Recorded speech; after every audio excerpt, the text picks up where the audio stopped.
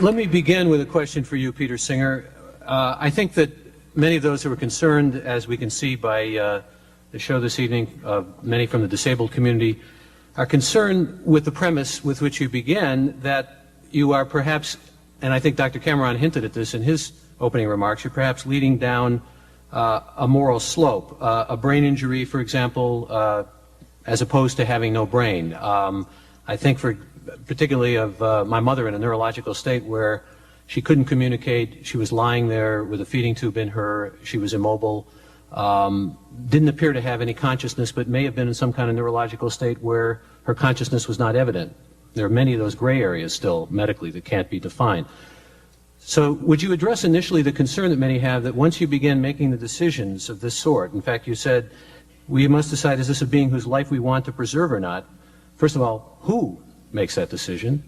And then where do you decide not to decide? Or where do you decide that the decision has gone too far or just traversed a boundary that is too extreme?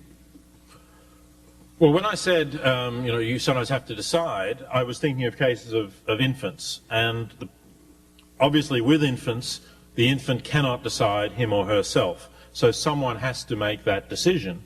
I've always argued that the primary role in decision-making should be that of the parents. The parents are the ones who normally, not in every case, but normally can be expected to have the best interests of their child at heart. They certainly need advice. They certainly need information. Sometimes they can get some information from their physicians, but I think they should be open to the widest range of sources, and I certainly think that those of you here from the disability movement have a role in providing advice to parents about what kind of life their child with a disability can have and how that child can be supported if that's the decision they wish to make. But I think in the end, primarily the decision should be theirs in consultation with their physicians. And only in cases of really rather bizarre decisions where the physicians would not be prepared to go along with that should there be a need to resort to appeal to a higher body, perhaps to a court, perhaps to a bioethics committee or something of that sort. In the case of older people like the ones you mentioned, ideally we should try and ask them beforehand while they're still in a state where they can think about what they would like to happen to them in a range of eventualities which we know could happen to us all. And so they then should be the ones who have that say. It will sometimes happen, nevertheless, that we have no such information. And then it becomes difficult. I think all we can do is make the best judgment we can of what is in the person's interests on the basis of the information that we have. And that's not going to be perfect.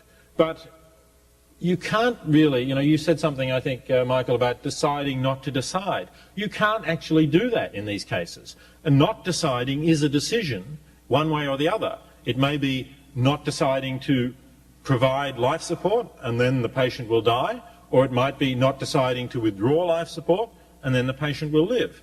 And maybe then the patient will live in pain and distress without any redeeming qualities for 6 months and then die, in which case I would say you've made the wrong decision.